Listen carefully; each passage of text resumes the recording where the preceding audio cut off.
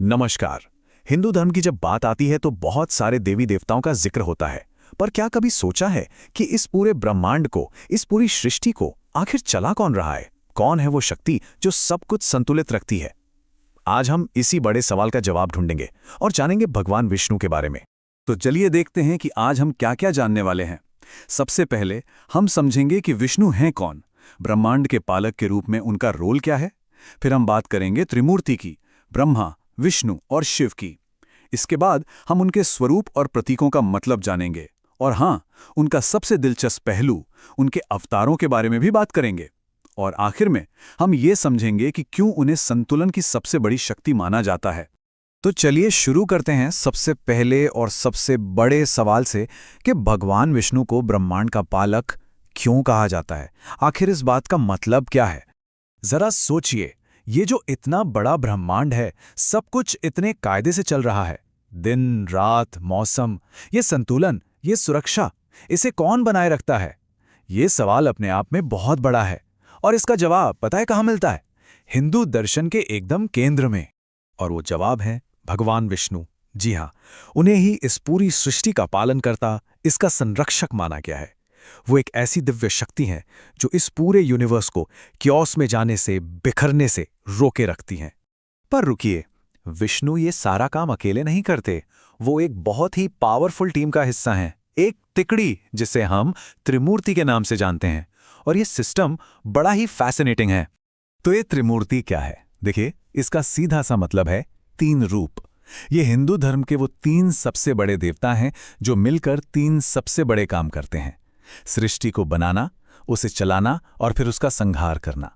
मतलब creation, preservation और destruction. ये एक कभी न खत्म होने वाला सर्कल है। तो इस टीम में कौन कौन है? सबसे पहले हैं ब्रह्मा जी, जो सृष्टि की रचना करते हैं, यानी क्रिएटर। फिर आते हैं शिव जी, जो संहारक हैं, यानी डिस्ट्रॉयर, ताकि नई चीजों के लिए जगह बन सके। और इन दोनों के बीच में बिल्कुल सेंटर में आते हैं भगवान विष्णु, जो हैं पालक, यानी प्रिजर्वर। वही है जो इस पूरी व्यवस्था में बैलेंस बनाए रखते हैं। तो अगर हम उनके काम को एक शब्द में कहें तो वो है धर्म की रक्षा। अब देखिए, धर्म का मतलब सिर्फ पूजा पाठ या राइचियसनेस नहीं है। इसका एक गहरा मतलब है वो कॉस्मिक लॉ, वो नियम जो हर चीज को अपनी जगह पर सही तरीके से चलाता है। और विष्णु जी का काम यही पक्का करना है कि अच्छाई और व्यवस्था की जीत हो। अच्छा, तो हमने ये तो समझ लिया कि विष्णु जी क्या करते हैं, पर अब सवाल ये है कि वो दिखते कैसे हैं? और जो हम उनकी तस्वीरें या मूर्तियां देखते हैं, उनमें हर एक चीज का क्या कोई खास मतलब है? बिल्कुल है। हर प्रतीक के पीछे एक गहरा अर्थ छिपा है। सबसे पहले उनका नीला रंग। ये रंग खुले आसमान और गहरे समंदर की याद दिलाता है ना? इसका मतलब है कि वो अनंत हैं, उनकी कोई सीमा नहीं है।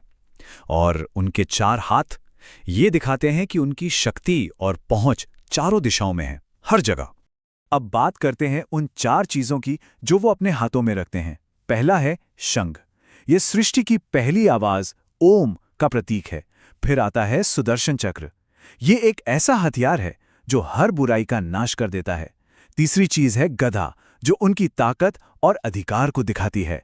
और आखिर में है कमल का फूल, जो ये बताता है कि इतनी शक्ति होने के बावजूद वो पवित्रता और शांति का प्रतीक हैं। और वो रहते कहाँ हैं? जरा कल्पना कीजिए, एक विशाल सागर है, क्षीर सागर, यानी दूध का सागर। उस पर समय के प्रतीक शेषनाग की शैया पर भगवान विष्णु आराम कर रहे हैं और उनके साथ हैं धन और सौभाग्य की देवी माता लक्ष्मी। ये तस्वीर ही अपने आप में परम शांति और ब्रह्मांडीय स्थिरता को दिखाती है। अब आते हैं भगवान विष्णु के सबसे फैसिनेटिंग पहलू पर। क्या होता है जब धरती पर अधर्म बहुत बढ़ जाता है, जब संतुलन बिगड़ने लगता है? तब वो सिर्फ ऊपर से देखते नहीं रहते, वो खुद इस धरती पर आते हैं। इसी को अवतार कहते हैं। अवतार शब्द का मतलब ही है नीचे उतरना। जब भी धर्म खतरे में होता है, जब बुराई बहुत ज्यादा बढ़ जाती है, तो उस संतुलन को वापस लाने के लिए वो एक भौतिक रूप लेकर धरती पर आते हैं। और विष्णु जी के कितने मुख्य अवतार माने गए हैं? 10, जिन्हें हम सब दशावतार के नाम से जानते हैं।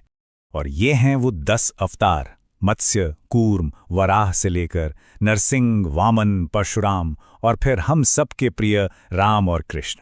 और भविष्य में आने वाले कल्कि अवतार तक हर अवतार एक खास समय की एक खास चुनौती का जवाब था।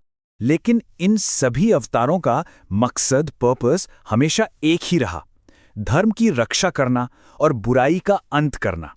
ये बस उनके पालक होने की भूमिका का एक एक्टिव डेमोन्स्ट्रेशन है। तो अब तक हमने विष्णु जी के कई रूपों को देखा। वो पालक हैं, त्रिमूर्ति का एक अहम हिस्सा हैं, उनके प्रतीक हैं, उनके अवतार हैं। लेकिन अगर इन सब बातों को एक साथ जोड़कर देखें तो एक शब्द सामने आता है। जानते हैं वो क्या है? बैलेंस, यानी संतुलन। भगवान विष्णु का पूरा सार ही संतुलन में छिपा है। वो प्रोटेक्टर हैं, प्रिजर्वर हैं। उनकी मौजूदगी ही धर्म और सच्चाई को कायम रखती है। और यही वजह है कि लोग मानते हैं कि उनकी आराधना करने से जीवन में शांति, स्थिरता और एक पॉजिटिव एनर्जी आती है। तो हम कह सकते हैं कि भगवान विष्णु वो दिव्य शक्ति हैं, वो डिवाइन पावर हैं जो इस पूरे यूनिवर्स का बैलेंस बनाए रखती हैं।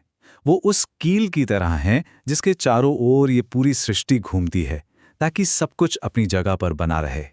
तो मैं एक सवाल के साथ आज की बात खत्म करता हूं। अगर इस पूरे ब्रह्मांड का सबसे बड़ा नियम, परम धर्म संतुलन ही है, तो ये सिद्धांत हमें अपनी रोजमर्रा की जिंदगी के बारे में क्या सिखाता है? हमारे रिश्तों, हमारे काम, हमारे समाज के बारे में ये क्या कहता है? सोचिएगा जरूर।